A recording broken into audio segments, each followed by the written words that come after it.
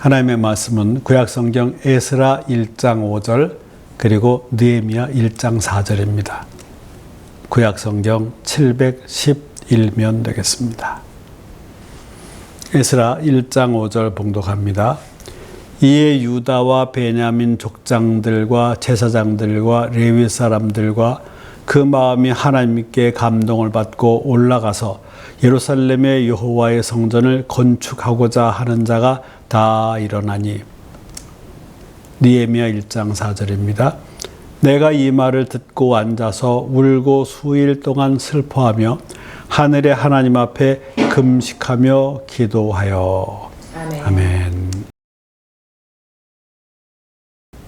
성도 여러분, 어릴 적 바닷가에서 모래성을 쌓아본 기억이 있으시지요?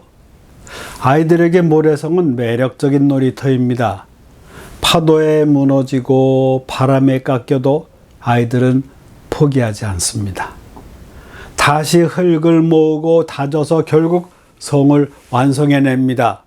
와라는 함성을 지르면서 기뻐하지요. 저는 이 소리가 단순한 감탄사만이 아니라는 생각이 들었습니다. 그것은 이제 다 되었으니 와 보라는 초대이자 회복의 선포로 연결해 생각했습니다. 오늘 본문 에스라와 느헤미야는 바로 그 무너진 모래성 같았던 이스라엘을 다시 세우시는 하나님의 이야기입니다. 우리 삶의 무너진 곳을 향해 하나님은 오늘도 말씀하십니다. 자, 이제 다시 쌓자. 그리고 완성된 회복의 현장으로 와 보라. 오늘 우리가 에스라 1장과 느헤미야 1장을 함께 대하는 이유가 있습니다. 본래 성경의 이 둘은 한 권의 책이었습니다. 왜일까요? 하나님은 우리 인생을 통합적으로 고치시기를 원하시기 때문이 아닐까, 그런 생각도 해보았습니다. 에스라서는 성전 재건에 관한 책이고 느헤미야서는 성벽 재건에 관한 책입니다. 에스라서를 통해서 우리의 신앙의 뿌리와 본질을 다시 세우는 영적 회복에 대한 내용을 봅니다. 느헤미야서를 통해서 우리 신앙의 울타리와 일상을 보호하는 삶의 회복에 대한 내용을 봅니다. 뿌리만 있고 울타리가 없으면 사나운 짐승이 와서 해치고, 반대로 울타리만 있고 뿌리가 없으면 그 성은 죽은 성입니다. 오늘 하나님은 여러분의 예배와 일상을 동시에 대하기를 원하십니다. 에스라와 느헤미야를 동시에 대하면 효과적일 것입니다. 그런데 재건의 첫 삽은 어디에서 시작될까요? 내 의지입니까? 아닙니다. 에스라 1장 5절, 하나님께 그 마음이 감동을 받고 올라가서 예루살렘의 여호와의 성전을 건축하고자 하는 자가 다 일어나니. 하나님이 인간의 마음을 타치하셔야 시작됩니다. 포로 생활에 정체된 삶에 젖어 있던 이들을 일으키는 것은 논리가 아니라 하나님의 뜨거운 울림이었습니다. 임마누엘 하나님이 우리와 함께 하시면 가장 먼저 일어나는 변화는 마음이 뜨거워지는 것입니다. 신앙생활은 의무가 아니라 은혜의 감동 에너지로 하는 것입니다. 주일 아침 무뎌진 여러분의 마음에 하나님의 감동이라는 첫 삽이 띄어지기를 원합니다. 에스라서의 문을 더 열고 들어가기 전에 잠시 살펴볼까요? 에스라서의 제목은 중심 인물인 에스라의 이름을 따라 붙였습니다. 본서의 내용은 스룹바벨이 인도한 제1차 귀국과 에스라가 인도한 제2차 귀국의 내용을 담고 있습니다. 에스라서는 바벨론 바사로부터 포로되었던 유대인들이 귀환하고 회복된 신앙 공동체를 이루어가는 그 과정과 회복의 원리를 보여주고 있습니다. 그들이 오랫동안 고대해 왔던 고향으로 귀환은 이루었지만 완전히 황폐해진 성전과 성벽 그리고 삶의 터전들로 인해 유대 공동체는 침체되었습니다. 이스라엘 역사상 누구보다도 회복을 바라고 간구했던 제사장이요 학사인 에스라가 하나님의 말씀을 들고 백성을 깨우치며 기도할 때 이에 감동한 많은 백성이 크게 통곡하며 말합니다. 에스라 10장 1절 에스라가 하나님의 성전 앞에 엎드려 울며 기도하여 죄를 자복할 때에 많은 백성이 크게 통곡하며 이스라엘 중에서 백성의 남녀와 어린아이의 큰 무리가 그 앞에 모인지라. 12절 모든 회중이 큰 소리로 대답하여 이르되 당신의 말씀대로 우리가 마땅히 행할 것이니이다. 구약이나 신약 모두에서 회복은 위로부터 이루어졌습니다. 이 시대에 우리에게 꼭 필요한 부분은 예배 회복입니다. 왜냐하면 형식화되고 가식화된 부분들이 많아졌기 때문입니다.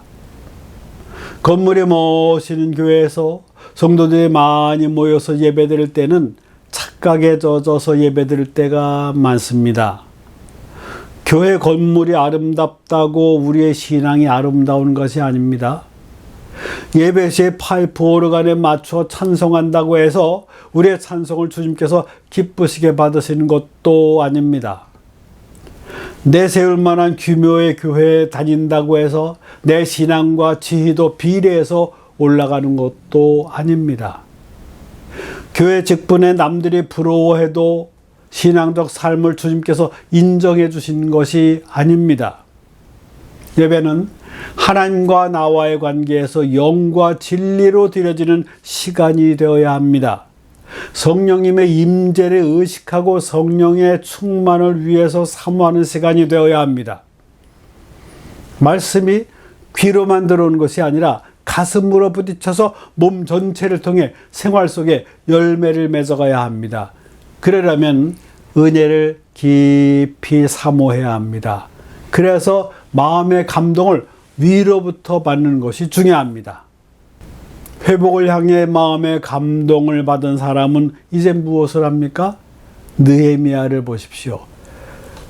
1장 4절 내가 이 말을 듣고 앉아서 울고 수일 동안 슬퍼하며 하늘의 하나님 앞에 금식하며 기도하여. 감동은 눈물이 되고 눈물은 기도가 됩니다. 성벽을 쌓기 전 느헤미야는 기도로 마음의 성벽을 먼저 쌓았습니다. 기도는 변화의 원동력입니다. 느헤미야서를 간단히 살펴볼까요? 느헤미야서는 주인공의 이름을 따서 느헤미야라고 했고 그 이름의 뜻은 여호와의 위로입니다.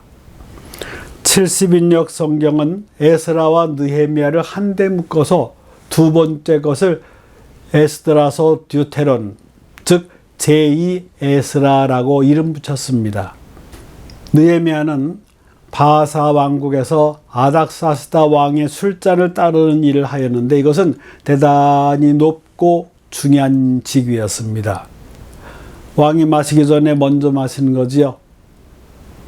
목숨 걸어야 됩니다.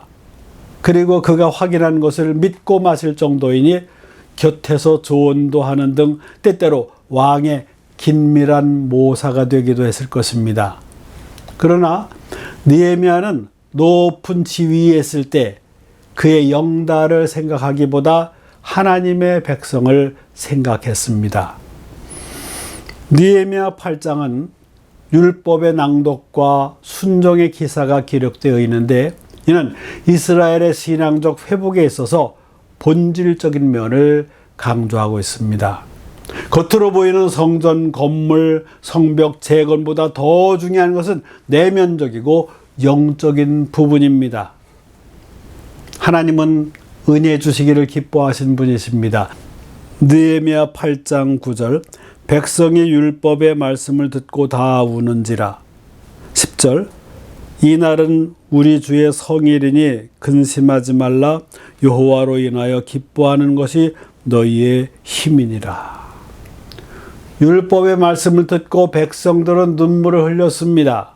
그러나 하나님을 기뻐하는 날이므로 울지 말라고 기뻐하라는 말씀에 또 감격으로 변하게 됩니다. 우리는 눈물과 기쁨의 감정을 소중히 여겨야 합니다. 죄에 대해서는 눈물을 흘리고 사죄의 은총에는 기쁨의 감격을 누려야 합니다. 감정적이어서는 곤란하지만 감정이 무뎌지기 시작하면 은혜가 식어지는 신호임을 깨달아야 합니다. 그들은 율법의 말씀을 듣기만 했는데도 이런 감동이 있었습니다. 여호와로 인하여 기뻐하는 것이 힘이라고 했습니다. 어떤 힘입니까? 무엇보다 영적인 힘, 기도의 힘을 얻습니다. 그리고 영적인 대적 마귀의 시험을 이기는 힘을 얻습니다. 세상을 이기는 힘도 얻습니다. 주님의 몸된 교회에 헌신하는 힘도 얻습니다. 우리는 말씀 앞에서 울어본 적이 있습니까? 언제였습니까? 지금은 형편이 조금 나아져서 눈물이 말랐습니까? 너무 바삐 살아서 말씀의 은혜가 약해졌습니까? 또 우리는 말씀 앞에서 기뻐한 적이 있습니까? 언제였습니까? 지금은 사는 게 조금 나아져서 세상적인 기쁨이 더 큽니까? 너무 바삐 살아서 영적 기쁨이 약해졌습니까? 또 우리는 말씀 앞에서 힘을 얻은 적이 있습니까? 언제였습니까? 세상적으로 해결할 방법들이 많아서 다른 힘을 더 의지합니까? 우리 시대는 성경 말씀을 너무 가까이 접하고 많이 접하고 들려지는 말씀도 너무 많아서 말씀이 귀한 줄 모르는 것 같습니다. 수많은 인간의 문제 해결은 하나님 손안에 달려 있습니다. 그러므로 하나님과의 교제, 예배에 성패가 달려 있습니다. 무너진 가정과 건강과 경제를 위해 우리가 가장 먼저 들어야 할 도구는 망치가 아니라 무릎입니다. 요즘 가정 문제를 TV에 드러내놓고 해결받고자 하는 이들이 많아진 것 같습니다. 전문가의 도움 많이 도움이 되지요. 그런데 여러 가지 요인 등으로 인해 한계점도 있습니다. 건강에 관한 문제는 모든 이들의 관심사입니다. 우리는 과학과 의학 등 많은 분야에서 눈부신 발전이 이루어지는 시대에 살고 있습니다. 하지만 의술보다 질병은 항상 앞서가는 것 같습니다. 어떤 질병이 치료하기 힘들다고 했다가 나중에 치료할 수 있다는 소식이 전해지면 질병은 더 앞서가서 인간이 백기를 들기 마련입니다. 결국 하나님은 인간으로 하여금 무릎으로 기도하게 하십니다. 경제 문제도 자본주의 시대에 너무도 큰 비중을 차지합니다. 그런데 누구도 자기 가진 것에 만족하기 힘든 게 인간 존재인 것 같습니다. 어느 정도 소유하면 만족할까라고 생각하고 출발했지만 나중엔 소유의 양이나 또 기대치보다 더 많아도 욕심은 항상 더 앞서갑니다. 그래서 만족함이 없는 게 인간의 마음인 듯합니다. 이러한 문제들, 즉 가정, 질병, 경제 문제 등 문제 해결을 위해 인간은 손과 발이 바빠집니다. 제가 목회하면서 이론적인 것을 구체적인 삶의 동작으로 풀어서 설명하여 만든 구절 중에 이런 문구가 있습니다. 손과 발보다 무릎부터 라는 문구입니다. 어떤 문제를 해결하기 위해서 겉으로는 기도해야죠, 답은 잘합니다만 실제로는 동작이 앞섭니다. 보통 손과 발이 먼저 움직입니다. 그러면 마음이 끌려가지요. 손으로 스마트폰을 터치하면서 사람을 찾습니다. 연락처를 찾아 전화해서 도움을 요청합니다. 또 인터넷을 통해 이런저런 경우를 찾아서 도움을 얻으려 합니다. 어느 정도 자료가 정리되면 발을 움직입니다. 걸어가기도 하고 차를 타고 또 발로 엑셀을 밟고 움직입니다. 사람이나 일을 만나 해결하기 위해 손과 발이 움직입니다. 하지만 신앙인에게 우선권은 손과 발이 아니라 무릎입니다. 기도는 장소와 시간에 제약받지 않고 하나님과 교통할 수 있는 영적 통로입니다. 손과 발로 수고해도 무릎이 제외되면 아무 소용이 없습니다. 기도는 우리 영혼의 호흡입니다. 그리고 영적 에너지원입니다. 성도 여러분, 무너진 모래성을 보며 한숨 짓고 계십니까? 하나님은 오늘 우리에게 에스라의 감동을 주시고 느헤미야의 기도를 가르쳐 주십니다. 성전 재건과 성벽 재건은 별개의 것이 아닙니다. 예배와 삶은 구별되지 않습니다. 성전은 건물이 아니라 주님이 임재하시느냐가 제일 중요합니다. 예전에는 장소에 건물의 임재하심으로 나타내 주셨지만 이제는 영이신 주님이 어느 곳이나 계십니다. 하지만 구별된 영역에 함께 하십니다.